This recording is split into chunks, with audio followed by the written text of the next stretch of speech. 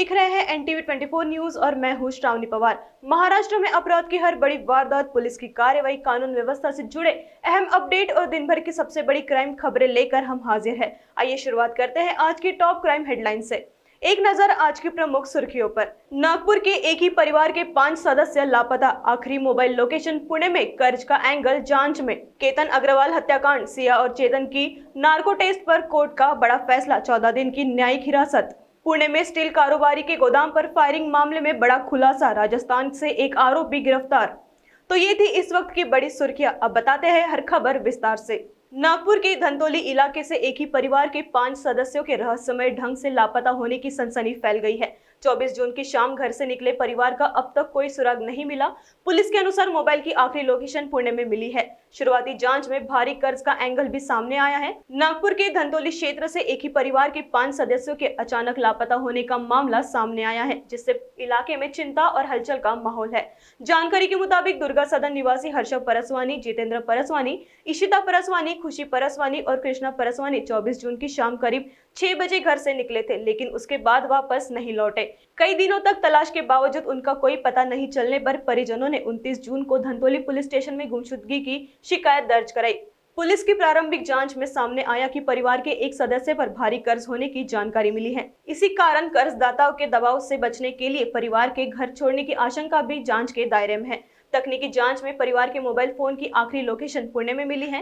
Police की team में विभिन्न स्थानों पर तलाश कर रही है और सभी संभावित पहलुओं की जांच जारी है। अतिरिक्त पुलिस आयुक्त विनीता साहू के अनुसार पुलिस तकनीकी साक्ष्यों और अन्य सुरागों के आधार पर जांच कर रही है। फिलहाल परिवार के सुरक्षित मिलने की उम्मीद के साथ तलाश अभियान जारी है। लोहागढ़ किले पर कारोबारी केतन अग्रवाल की हत्या के मामले में मुख्य आरोपी सिया गोयल और उसके कथित प्रेमी चेतन चौधरी को अदालत ने 14 दिन की न्यायिक हिरासत में भेज दिया है। पुलिस की अतिरिक्त रिमांड की मांग कोर्ट ने खारिज कर दी। वहीं नार्को टेस्ट को लेकर भी अदालत ने अहम टिप्पणी करते हुए कहा कि आरोपी की सहमति के बिना यह परीक्षण नहीं कराया जा सकता।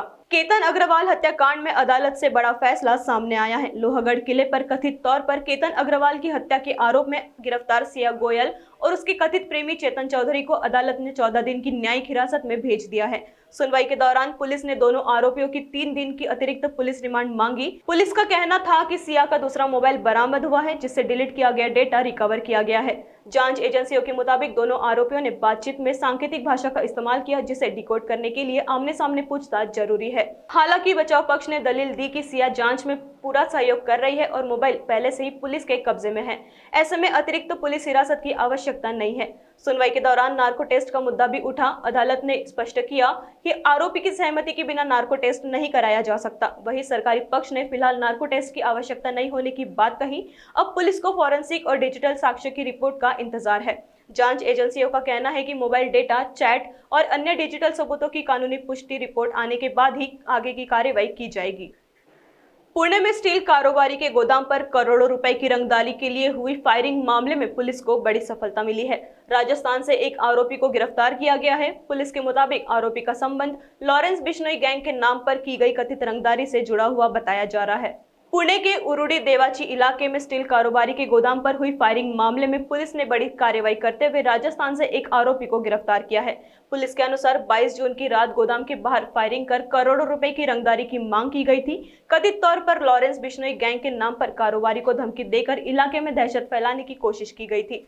जांच के दौरान पुलिस ने घटनास्थल और आसपास के लगे सीसीटीवी फुटेज खंगाले।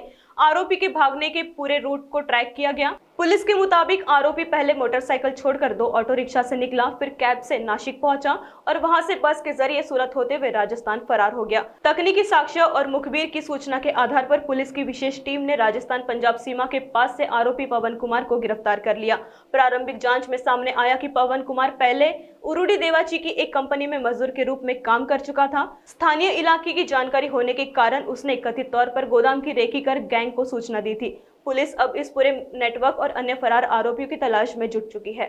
नागपुर के वाना डोंगरी हिंगना रोड पर दुकान के बोर्ड लगने को लेकर शुरू हुआ विवाद खूनी झड़प में बदल गया। यहां पायल कैफे के संचालक पर वाइन शॉप के मालिक ने बोर्ड लगाने का विरोध करने पर जानलेवा हमला कर दिया। इस मारपीट में कैफे संचालक गंभीर रूप से घायल हो गया है, जिसका इलाज मेयो अस्पताल में जारी है। यह हिंसक वारदात वानाडोंगरी हिंगना रोड स्थित पायल कैफे के सामने की है। यहाँ पीड़ित मनीष गिरी पायल कैफे नाम से अपनी दुकान चलाते हैं, जबकि इसी इमारत की ऊपरी मंजिल पर आरोपी मनीष भोसले के बेटों की वाइन शॉप संचालित होती है। विवाद उस समय शुरू हुआ जब आरोपी मनीष भोसले ने कैफे के ठीक सामने अपनी वाइन शॉप का बोर्ड लगा दिया। जब पीड़ित मनीष गिरी ने नियमों का हवाला देकर इस बोर्ड का विरोध किया तो आरोपी आग बबूला हो गया। उसने सरेआम गाली गलौज करते हुए मनीष गिरी पर हमला कर दिया और उसके साथ जमकर मारपीट की। इस हमले में पीड़ित के दोनों कानों पर गंभीर चोटें आई हैं। मारपीट की यह पूरी घटना कैफे में लगे सीसीटीवी कैमरे में कैद हो गई है। घायल दुकानदार को तुरंत इलाज के लिए मेयो अस्पताल में भर्ती कराया गया, जहां उनका इलाज जारी है। पुलिस ने मामला दर्ज कर आगे की कार्यवाही शुरू कर दी है। मेरा नाम मनीष गिरी है। मेरा पायल कैफे के नाम से वाराडोंगरी एसवे स्कूल समीर मेघी सर के स्कूल के सामने में मेरा कैफे है। उसी के ऊपर में केवी बियर एंड वाइन शॉप है, जो किसी ट्रैफिक पुलिस वाले ने अपने लड़के के नाम से ओपन किया हुआ है। मेरा 13 तारीख को मैं मेरे कैफे में प्रेजेंट था। उस समय मनीष भोसले जी आए और मेरे कैफे के सामने अपने बियर शॉप का बोर्ड लगा रहे थे। मैंने उनको मना किया कि मेरे कैफे में लेडीज वगैरह आती है तो आप मेरे कैफे के सामने बियर शॉप का बोर्ड मत लगाइए, क्योंकि उनको ऐसा लगेगा कि मेरा कैफे ही बियर शॉप है करके। तो मेरे ऐसा बोलने के ऊपर उन्होंने मुझसे मारहान चालू कर दी और मुझे माँ बहन की गाली दी। मैंने फिर MIDC पुलिस स्टेशन में जाके FIR दाखिल करना चाहा, लेकिन उन्होंने मेरा FIR नहीं लिया। तब मुझे सिर्फ NC दिया था। अभी 2 तारीख को मेरी FIR हुई है। और मेरा बोलना ऐसा है कि जब एसओ स्कूल किसी आमदार समीर मेघी सर का है तो फिर भी उनको इनका लाइसेंस कैसे मिल गया, क्योंकि स्कूल से जो डिस्टेंस है वो 300-400 मीटर ही है और रूल के हिसाब से 600 मीटर के ऊपर डिस्टेंस चाहिए था। तो मुझे ऐसा लग रहा है कि इसकी इंक्वायरी होना चाहिए। और उन्हें पुलिस वाले ने बोला है कि मेरी पोच बहुत बड़ी है, मेरी राजनीतिक पोच है, पुलिस वाले से पोच है, आप मेरा कुछ भी नहीं कर सकते, ऐसा उनका बोलना है। उन्होंने मुझे जान से मारने की धमकी भी दी है। अगर उन्होंने बोला है कि आप अगर मेरी कंप्लेंट करते हो कहीं पे तो मैं आपको जान से मार सकता हूँ। महाराष्ट्र के सोलापुर जिले में कथित ढोंगी बाबा मनोहर भोसले की मुश्किलें लगातार बढ़ती जा रही है। एक महिला ने आरोप लगाया कि बहनोई की किडनी की बीमारी ठीक करने का झांसा देकर बाबा ने उसके साथ दुष्कर्म किया। इस मामले में मनोहर भोसले समेत 3 लोगों के खिलाफ केस दर्ज किया गया है। महाराष्ट्र के सोलापुर जिले से कथित ढोंगी बाबा मनोहर भोसले से जुड़ा एक और गंभीर मामला सामने आया है। पीड़ित महिला का आरोप है कि 2 साल पहले वह अपनी बहन के पति की किडनी की बीमारी के इलाज की उम्मीद में मनोहर भोसले के आश्रम पहुंची। बाबा ने कथित तौर पर दावा किया कि विशेष पूजा, होम हवन और शुद्धिकरण से बीमारी ठीक हो जाएगी। इसके लिए महिला से अलग अलग समय पर करीब 1,64,000 रुपए भी लिए गए। महिला का आरोप है कि अमावस्या की रात उसे एक कमरे में ले जाया गया, जहां कथित रूप से उसे पानी पिलाया गया। पानी पीने के बाद वह बेहोश हो गई। होश आने पर उसे पता चला कि उसके साथ दुष्कर्म किया गया है। शिकायत के अनुसार आरोपी ने कथित तौर पर यह भी कहा कि अगर तुम मेरे साथ शारीरिक संबंध बनाओगी तभी तुम्हारे बहनोई की बीमारी ठीक होगी। पीड़ित की शिकायत पर करमाला पुलिस ने मनोहर उर्फ मामा चंद्रकांत भोसले, विशाल वाघमारे उर्फ नाथ बाबा और एक अज्ञात चालक के खिलाफ मामला दर्ज कर जांच शुरू कर दी है। फिलहाल रुकते हैं एक छोटे से ब्रेक के लिए। ब्रेक के बाद हम दिखाएंगे महाराष्ट्र की 5 और बड़ी क्राइम खबरें। कहीं मत जाइए, देखते रहिए NTV 24 news. This video is sponsored by Shivam Jewelers.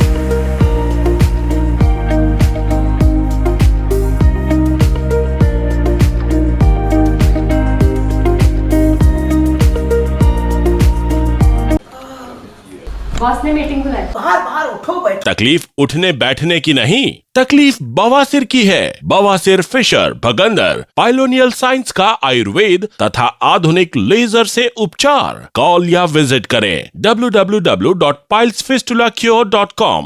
अब दर्द को कहे अलविदा। बात रोग, जोड़ों का दर्द या सूजन से है परेशान, शिव शंकर आयुर्वेदिक क्लिनिक में पाए अनुभवी आयुर्वेदिक उपचार जो जड़ से समस्या पर काम करता है। प्राकृतिक इलाज, भरोसेमंद देखभाल और बेहतर जीवन की ओर एक कदम। आज ही संपर्क करें और दर्द से पाए राहत। शिव शंकर आयुर्वेदिक क्लिनिक, स्वस्थ जीवन और आयुर्वेद के साथ।